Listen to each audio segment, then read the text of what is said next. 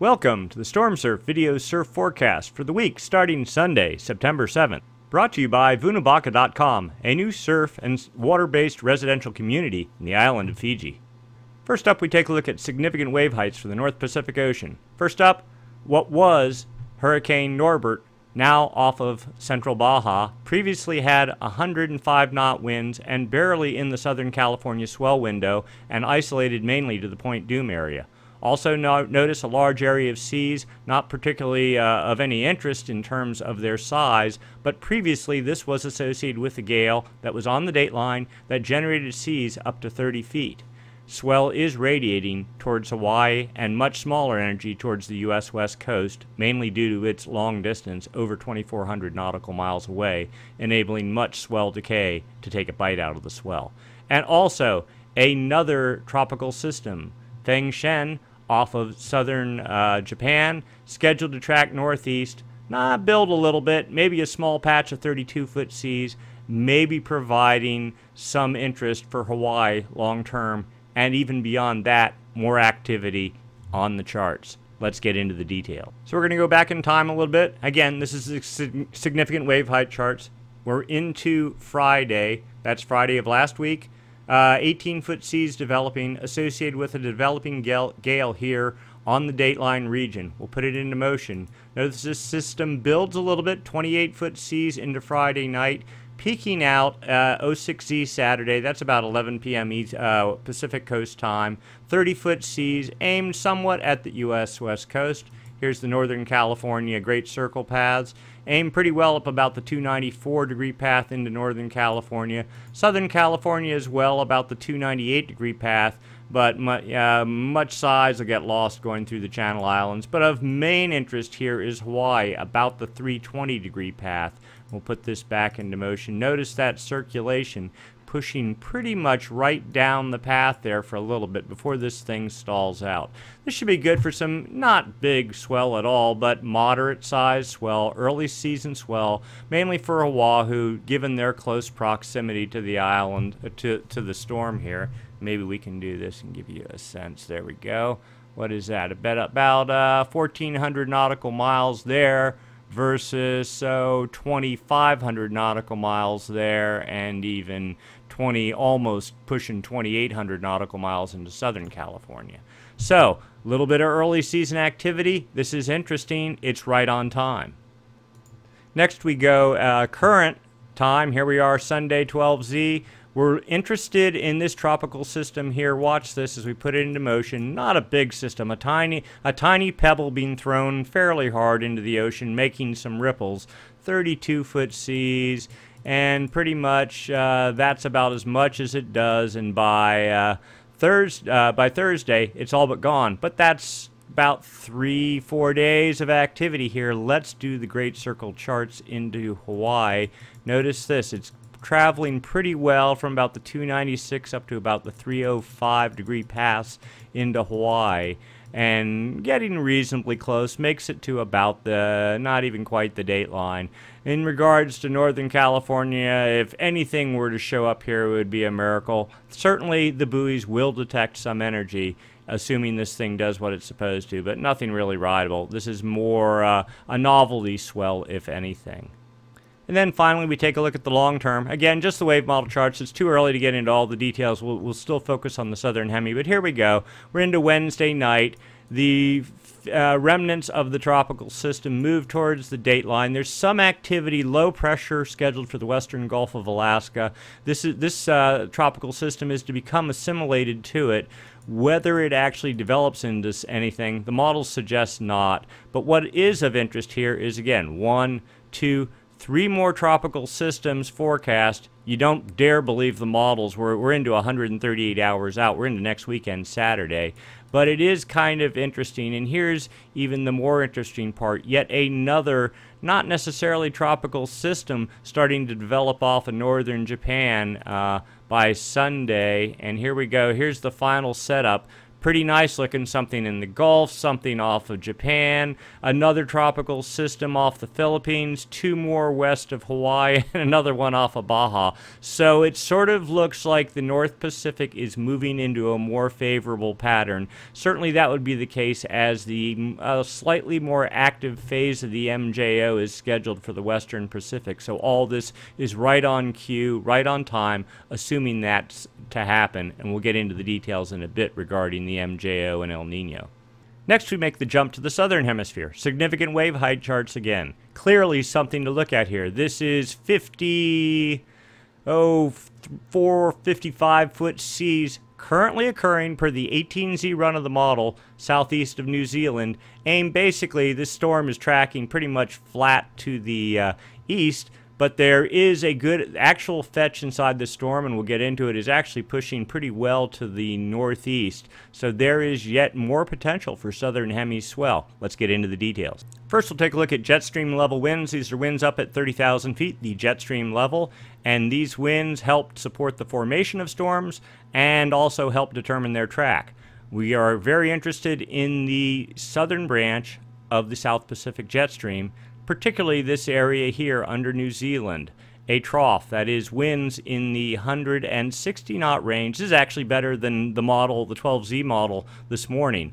160 knot winds pushing to the north. This helps sets up a clockwise circulation in mid-levels of the atmosphere. That in turn helps support low pressure development, which is a clockwise circulation in the southern hemisphere, which helps develop storms. So here we go. This is the support that is driving what we saw the storm under New Zealand right now. Let's put it in motion. This thing is about maxed out. It continues east into Monday, starts falling apart. Notice winds really die off, but still good, trough here. Good area of northward pushing winds. Then it kind of fades out, but still continues to hold together and get some reinforcements on Wednesday as it pushes east, and then kind of fades out. And then we go into what is called a zone of flow, basically flat west to east, no trough, less support, if little support, for storm and gale development. Anyway, we continue that on, we go into a zonal flow, and then everything just sort of collapses. Notice the wind energy just really dies off. Now we're down to like 40, 50 knot winds here. That will do nothing to support storm development.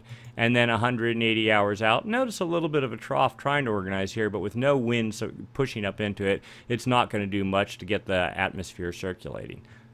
Let's go take a look at surface level charts. Here we go, surface level pressure and winds. It is the difference in pressure, like high pressure here, 1032 millibars, and low pressure here that creates wind, isobars, packed isobars generating wind. Of most interest here, though, is just a deep low pressure. Notice this 55, 60, 65 knot winds aimed well to the northwest, or northeast, I'm sorry, here butted against high pressure 1028 millibar high in the Tasman Sea. This is a good fetch area that's generating seas, as we saw, that will spray the whole area from Tahiti, Hawaii, California, down into Central and South America with swell. But it is a good distance away. Let's put this into motion. Notice how this system starts fading out come Monday. Still 45 knot winds, but here's the key. We'll go back just a little bit. Notice that the winds were kind of southwest, and then they turn more southerly as we get into this. That's good. Even though the storm's moving to the east, it's spraying energy more up towards the northeast. If it was a flat, westerly winds or even like southwest winds, that wouldn't do so much to help push swell to the north. But this southward fetch and even southwest fetch back here is good news, and we suspect that'll help generate decent long period swell. Anyway, this system rolls out, starts crashing to the south, and high pressure starts taking over the New Zealand corridor when we get into about Wednesday, Thursday, and that's about the end of it. Then everything falls apart. We're into Sunday of next week, and that's pretty much it. We'll be surprised if much else happens in the southern hemisphere after this one.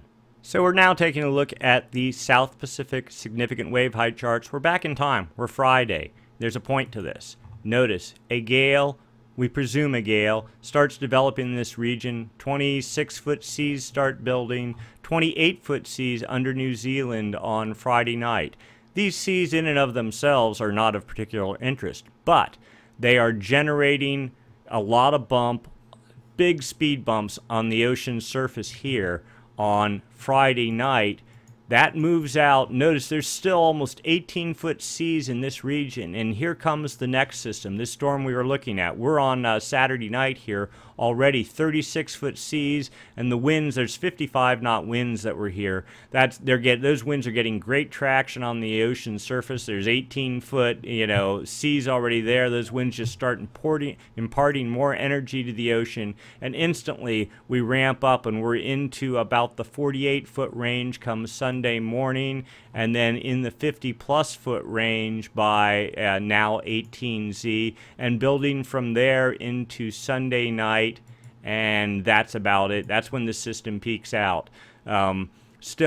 So let's take a look at Great Circle charts. Hawaii. So notice the arrows here. These arrows pretty much follow what the wind is doing down at the surface. And here's the track they need to follow, plus or minus 30 degrees. They're actually aimed pretty well up the Great Circle paths to Hawaii, and also for Tahiti for that matter. So and then also, here we go. Northern California, hard to see it here. That's about the 208, 209 degree. That's actually shadowed by Tahiti. Southern California, same deal, shadowed by Tahiti in the probably 211 or so. We put this into motion, the thing starts fading out, but then relative to Southern California, the system is outside the Tahitian swell shadow area at about 206 degrees, and still with 7-foot seas there, 47-foot seas. So that's pretty good. Northern California, unfortunately, is shadowed for the bulk of this, and Hawaii, at that matter, the swell is now, the system is moving pretty much, still energy pushing up the Great Circle paths to Hawaii, but not as optimal as before. We roll this out, and it kind of fades out, and now we're into Monday night, Tuesday morning. Still, and this is when the winds were turning more southerly. Still nice 38-foot seas. Again, aimed reasonably well up to all the major targets, though less so at Hawaii, because here we go. Look at these barbs are almost, I'd say, 70 degrees perpendicular to the Great Circle path, so not a whole lot of energy is going to be radiating up here. But Hawaii, most of their energy is coming from when the storm was back here. Anyway, roll this out. The system continues to try to hold together in some fashion, likely generating swell for Chile, but nothing for the U.S. West Coast. And then tries to redevelop into Thursday, but again, there's sort of this issue, the Great Circle paths into Chile are like way up here, and you have that same sort of issue with perpendicularness and not enough energy pushing up sideband swell, basically. Anyway, after that, things fade out, and that is about the end of it. Notice, again, here's all the tropical activity we saw in the North Pacific chart. So, it looks like one last hurrah for the South Pacific is possible. Swell is already in the water. Seas are being generated. Wind is happening. Good, we'll take it. Any bit of summer, even if it's late summer, is better than nothing while we wait for the North Pacific to fully come online. Next, we take a look at long-term indicators, specifically the Madden-Julian oscillation, El Nino, La Nina, all that kind of information. Right here, Southern Oscillation Index, difference in pressure between Darwin, Australia, and Tahiti. Negative numbers, especially a long run of negative numbers, like sort of what we're looking at here since the past month. Everything on the daily numbers are negative. That suggests, at a minimum, the active phase of the MJO. If the 30-day average continues to stay negative over a good period of time, that certainly suggests the active phase of the MJO. So here we are. The daily is minus 2.14, the 30-day average minus 8.66, and the 90-day running average, now notice it is in negative territory, hanging around the minus 5, minus 6 range, currently minus 5.86. This is good news, maybe suggestive that El Nino is finally trying to get a little footprint, a little bit of a signature going here in the pressure pattern in the Pacific Ocean. At a minimum, it suggests the active phase of the MJO, and that, of course, helps support storm development in the North Pacific between the dateline and the Gulf of Alaska in the winter and fall. Next, we take a look at surface level wind deviations from normal. What we're looking for is westerly anomalies near the equator, a couple of degrees either side. That's what helps generate Kelvin waves. Currently we have a pretty much neutral pattern. Notice a couple little barbs here suggesting westerly anomalies, but nothing significant, nothing that would lead us to believe we have a westerly wind burst going on, and that's really what we want to see. Oh, here we are, Australia. Philippines here. This is the Kelvin wave generation area from about 140 east to about 170 west, and things are pretty stagnant, pretty normal in that area. Looking on to the east into, here's Mexico, and the Galapagos Islands would be here. A little bit of easterly anomalies, but this is more transient winds, nothing significant, no signs of support for Kelvin wave development, but nothing preventing it from happening either. Next, we take a look at the models a week out. Notice some westerly anomalies here in the West Pacific. Again, here's Australia, associated with tropical development, and sometimes even when you start seeing these strings of tropical systems, I see 1, 2, 3 potential areas. This is the 850 millibar winds up about 4,500 feet. That tends to suggest some form of the active phase of the MJO is going on. If this happens long enough, you can actually get a westerly wind burst out of it. In fact, if a westerly wind burst were to occur, you could even get tropical systems on either side of the equator. We don't see any signs of that, though, but it's something to look forward to. In short, light westerly anomalies, more tropical influence than anything. And then also we're looking continue to the east, pretty much just a neutral kind of pattern. So no clear signs of westerly wind bursts. Next, we take a look at the outgoing long wave radiation models. These are roughly equivalent to the active-inactive phase of the MJO. Blue suggests the active phase of the MJO. This the statistic model. And notice the yellows and oranges here exiting off over Central America. That suggests the inactive phase of the MJO is pushing out this way, active phase coming in, and both these, they cycle from west to east. So this is from the statistic model. The dynamic model suggests the active phase and then just basically dying to nothing. So this model has tended to be a little bit more conservative than the statistic model, but both of them are in short saying it's the end of the inactive phase. If anything, we're moving towards the active phase, or at least a neutral pattern, and certainly that seems to be the case with the models all picking up on it and saying, hey, tropical development's going to happen now, and that's exactly what one would expect to see. And finally, the 40-day long-range model, upper-level model. The greens are areas that support precipitation, upper level, and this also is roughly equivalent to the active phase of the MJO. Very weak pattern, West Pacific, working its way east into about the first couple days of October, and then theoretically an inactive phase follows, again around late September, working its way east into mid-October. The issue with this model is in the past it has suggested much strong inactive phase activity. None of it ever materializes. They called for it in July, they called for it in August. We got none of the inactive phase. In fact, we ended up with westerly anomalies, which would be suggestive of the active phase of the MJO. So, not sure how much I believe this. And even this, hard to say. Really, if we're in MJO, you end up having this very kind of a neutral, just weakly biased towards the active phase, and that seems to be about what's happening from all the data we've looked at so far. Is we never really get the inactive phase, just kind of this neutral wind sort of thing going on, or maybe light westerly winds. Okay, let's take a look at surface level water temperature. Here we go. The latest sea surface temperature anomaly charts. These are deviations from normal for this time of year. Notice a good area still hanging in there of warm anomalies in the, well, I don't know, 2.5, 3 degrees it looks like in this area. This is the signature El Nino area. What was really interesting is we had cool anomalies developing right in this area. The main El Nino, they call it the Nino 3.4 region, runs from about 170 to about 120, so you can put a box right around here and look at these water temperatures. That's what matters. Not so much here, though. If you have a lot of warm water here, it tends to drift off, carried by the trades, and fills in this area here. What we've noticed is there's pockets of cool water here in July, early August. That's all gone now.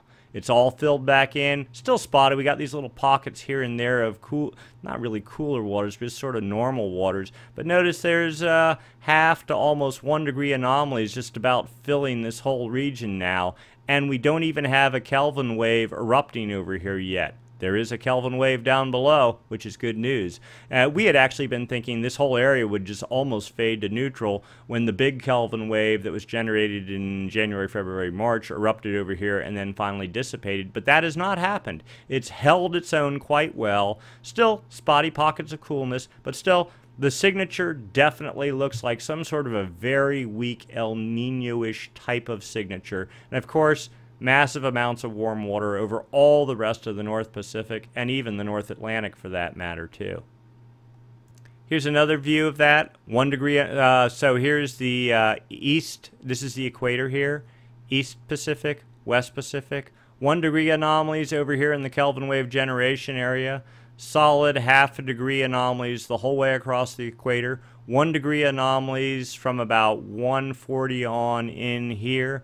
The Nino 3.4 region bounded in this area, so at least a half to almost 1 degree anomalies, and this is good news. This is what we'd expect to see. This is the area that imparts energy to the atmosphere, and specifically the jet stream. The more warm water we can get build up in this region, the more energy gets imparted to the North Pacific jet stream in the winter.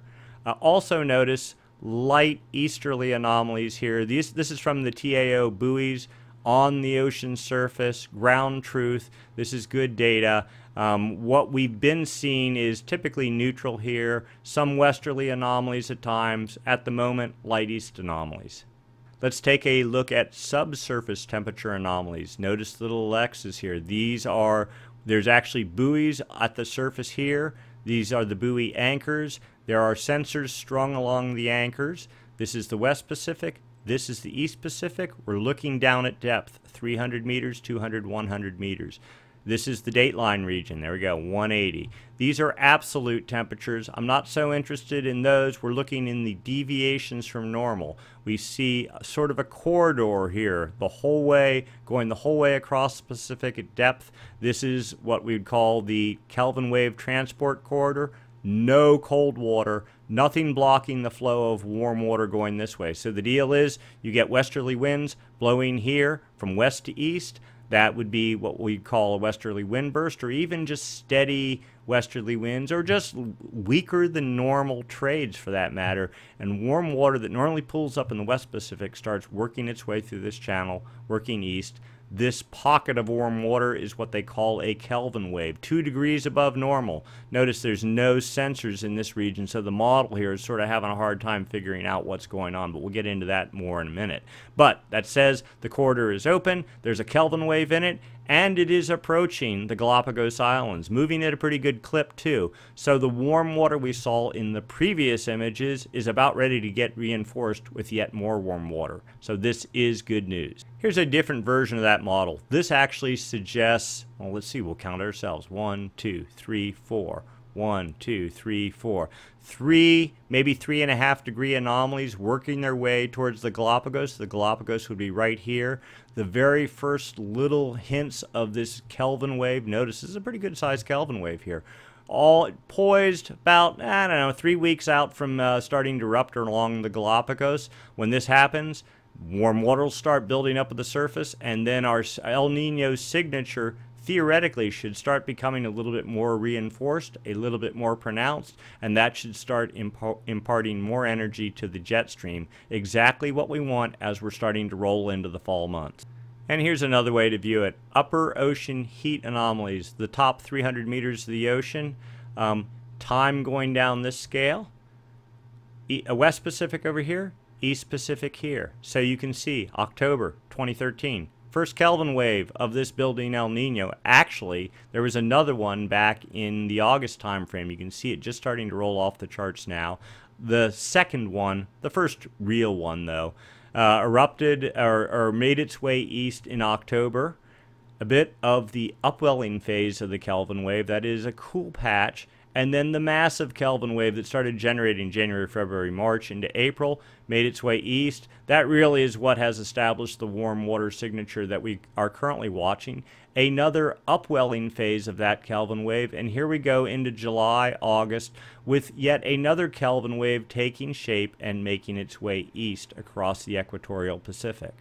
And finally, satellite data. JSON-2 satellite makes multiple passes over the ocean surface. It can tell within a centimeter or two deviations from normal of the normal ocean surface height. When you get positive anomalies, like here 5 centimeter anomalies over a large area, that clearly suggests that there's warm water at depth here. Actually, and warm water, because it's warm and expands, actually pushes the ocean surface up a little bit. And so this is the Kelvin wave generation area. Clearly a Kelvin wave is in flight and working its way east, making it to about almost 100 west now. So, and we've been watching this little bit at a time grow in coverage here and work its way east. So yet more evidence that the Kelvin wave is coming and that warmer waters should be developing at the surface over time across the equatorial Pacific. And of course, warm waters in the equatorial Pacific suggest El Nino and are the hallmark of El Nino, assuming they stay in place for 3 months or more. What we're looking at now is the forecast, CFSV2 forecast for the Nino 3.4 region. Again, that region between 170 west and 120 west. The forecast calls for ½ a degree anomalies by October. I think we're already seeing that based on the data we've looked at. And building to, now this is down a little bit. It was previously up to about 1 degree anomalies. Now the model's saying about 0.85 or 0.9 degree anomalies by January, and holding steady. The interesting part here is there's no quick drop off. It hangs. So what might actually be happening here is we might not end up with a full-blown El Nino. We might end up with one of these things that they call a Modoki El Nino, which is sort of an El Nino, but not really an El Nino. Warming, but just doesn't meet all the criteria. And that would actually be good. That would get the jet stream going. And sometimes when you get these Modoki El Ninos, they actually hang on for 2 or 3 years at a time. And that really sets a nice momentum at the jet stream level when you get 2 or 3 fall and winters out of it, and eventually that actually helps influence the southern hemisphere as well and get some traction down there, and you end up with just a generally better surf pattern. So you could have something like the 97 El Nino where you had this massive spike up to about 2.2 degrees, and then it all comes crashing down by about March or April, and then you end up going into this 3 or 4 years of La Nina behind that, or you play this game with the Modoki El Ninos where it just kind of muddles along, never quite really, massively displays or manifests itself. Its signature is kind of just there, but right under the threshold, but it still does the job, does great for surf, and actually in time it helps support rain moving into the U.S. West Coast too, something we desperately need. So right now, this is what the model suggests. Who knows how it's going to play out, but all the signs are sort of suggesting that some flavor of El Nino is trying to get going. Especially interesting is the new Kelvin wave that's working its way towards the Galapagos currently. We've covered a lot of territory in this forecast. We'll wrap it up here real quick. Right now, big storm off of New Zealand. 53-foot seas appear to be in play. Another southern hemi swell looks to be happening. Better yet, in the North Pacific, it's starting to come online. Small gale that was over the dateline a couple days ago will make surf for Hawaii, nothing huge. The tropics appear to be trying to come online, and for that matter, even the North Pacific with another system perhaps developing off of the Kuril Islands 5 or 6 days out. So we're in a fairly active pattern now. Swells coming from both the north and the south. This is what we want to see as El Nino develops, as we move into the fall stretch here. So things are looking pretty good for the Pacific Ocean. Can't ask for anything more. It's all uphill from here. And many thanks again from our friends at vunabaca.com, the new surf and water-based residential community that's being built in the island of Fiji. Check out their website, vunabaca.com. All right, thanks for watching this. We're going to do this again next week, same time, same channel. In the meantime, go get some surf, have some fun. Things are looking good. Thanks. See ya.